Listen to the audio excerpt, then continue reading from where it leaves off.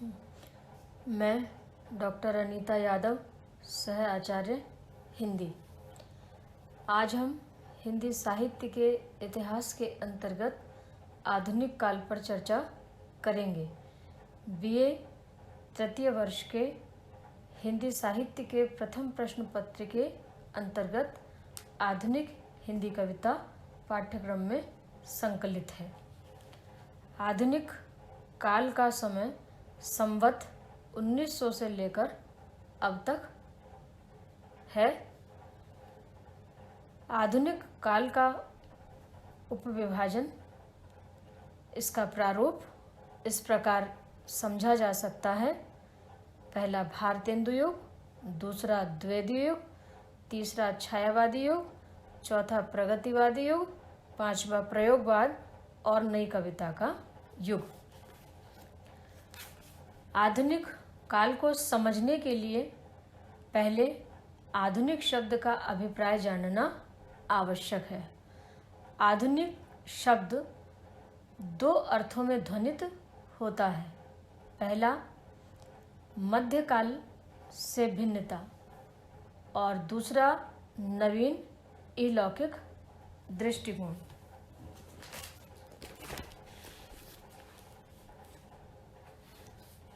मध्यकाल अपने अवरोध, जड़ता और रूढ़िवादिता के कारण स्थिर और एकरस हो चुका था। एक विशिष्ट ऐतिहासिक प्रक्रिया ने उसे पुनः गत्यात्मक बनाया। रीतिकाल में कला और साहित्य अपने अपने कथ्य, अलंकृति और शैली में एक रूप हो गए थे। वे घोर श्रृंगारिकता के बंधे घाटों से बह रहे थे। न छंदों में वैविध्य था और न विन्यास में। एक ही प्रकार के छंद, एक ही प्रकार के ढंग। आधुनिक काल में बंधे हुए घाट टूट गए और जीवन की धारा विविध स्रोतों में फूट निकली। साहित्य मनुष्य के बेहतर सुख दुख के साथ पहली बार जुड़ा। आधुनिक शब्द से जो दूसरा अर्थ ध्वनित होता है वह अलौकिक दृष्टिकोण। धर्म, दर्शन, साहित्य, चित्र आदि सभी के प्रति नए दृष्टिकोण का आविर्भाव हुआ। मध्यकाल में पारलौकिक दृष्टि से मनुष्य इतना अधिक आच्छन्न था कि उसे अपने परिवेश की सुधि नहीं थी, पर आधुनिक युग में वह अपने पर्यावरण के प्रति अधिक सतर्क हो गया। आधुनिक युग की पीठिका के रूप में इस देश में जिन दार्शनिक चिंतकों और धार्मिक व्याख्याताओं का आविर्भाव हुआ, उनकी मूल चिंताधारा अलौकिक ही है। सुधार, परिष्कार और अतीत का पुनराख्यान नवीन दृष्टिकोण की देन है। आधुनिक युग की ऐतिहासिक प्रक्रिया का ही परिणाम है कि साहित्य की भाषा ही बदल गई। ब्रजभाषा की जगह खड़ी बोली ने ले ली। अब हम आधुनिक काल की विशेषताओं का अध्ययन करेंगे।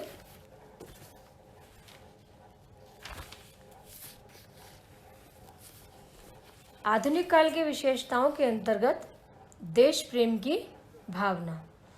इस समय भारत में अंग्रेजों का साम्राज्य था, अतः कवियों ने स्वदेश प्रेम की भावना जागृत करने के लिए अनेक प्रयास किए।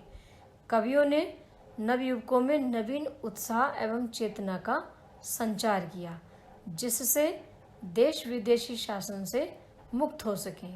कविवर मैथिली शरण गुप्त ने कहा है, हम कौन थे, क्या हो गए और क्या होंगे अभी, आओ विचारें आज मिलकर ये समस्याएं सभी।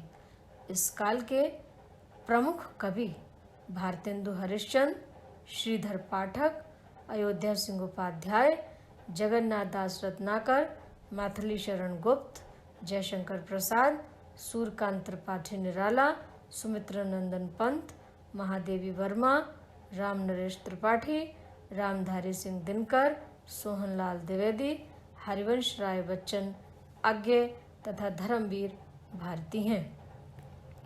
विभिन्न विधाओं एवं काव्य धाराओं का जन्म। इस युग में गद्य के क्षेत्र में विभिन्न विधाओं जैसे निबंध, नाटक, उपन्यास, कहानी, एकांकी, रिपोर्टाज, संस्मरण, इंटरव्यू, यात्रा साहित्य आदि का जन्म हुआ तथा पद्य के क्षेत्र में विभिन्न काव्य धाराओं जैसे छायावाद, रहस्यवाद, प्रगतिवाद आदि का जन्म हुआ। बौद्धिकता एवं नवीनता। इस युग के काव्य में नवीनता के साथ साथ बौद्धिकता का समावेश हो गया। आधुनिक काव्य को समझने के लिए बुद्धि का अधिक प्रयोग करना पड़ता है। जन जीवन की झांकी। आधुनिक साहित्य में जन जीवन की विविध झांकियाँ प्रस्तुत की गई हैं। रीतिकाल में जनजीवन उपेक्षित था, परंतु आधुनिक काल के गद्य पद्य दोनों में जनजीवन को आधार बनाया गया। उपन्यास, कहानी आदि में मध्यम वर्गीय जीवन का विशद वर्णन मिलता है। कवियों में भी मजदूरों और कृषकों के जीवन का वर्णन करते हुए दैनिक जीवन की विविध झांकियाँ अंकित की गई हैं। उपमानों की नवीनता। इस काल में प्राचीन उपमानों का प्रयोग न करते हुए नवीन उपमानों का प्रयोग किया गया। प्रतीकात्मकता। आधुनिक कवियों ने प्रतीकों के माध्यम से कम शब्दों में अधिक बात कहने का प्रयास किया। इन्होंने बहुत से प्रतीक चुने, जैसे दिन ज्ञान व हर्ष का प्रतीक, अंधकार कष्ट का प्रतीक आदि। प्रकृति चित्रण। इस काल के कवियों ने प्रकृति के विविध रूप अंकित किए। प्रकृति के इन विविध रूपों में मोहकता एवं रमणीयता विद्यमान है। छायावादी कवियों ने प्रकृति को अपने काव्य का प्रमुख आधार बनाया और उसका मानवीकरण किया। पत्र पत्रिकाओं का विकास। इस युग में अनेक पत्र पत्रिकाओं का विकास हुआ। अब कुछ पत्रिकाएं जैसे सरिता, गृह शोभा, गृह लक्ष्मी, मनोरमा आदि। इसके अतिरिक्त कुछ पत्रिकाएं सामाजिक, कुछ राजनीतिक एवं कुछ फिल्मी हैं। भाषा शैली। इस काल के प्रारंभ में ब्रजभाषा और बाद में खड़ी बोली में रचनाएं की गईं। शैली में विविधता विद्यमान है। भारतेंदु से लेकर प्रयोगवाद तक अनेक शैलियों का प्रयोग किया गया। छंद।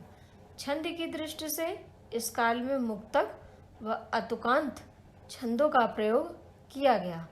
पाश्चात्य प्रभाव। इस युग के साहित्य पर फ्रायड, कार्ल मार्क्स के साथ साथ बंगला साहित्य का बहुत अधिक प्रभाव पड़ा। निष्कर्ष रूप में हम कह सकते हैं कि आधुनिक काल में गद्य व पद्य का विकास विविध रूपों में हुआ।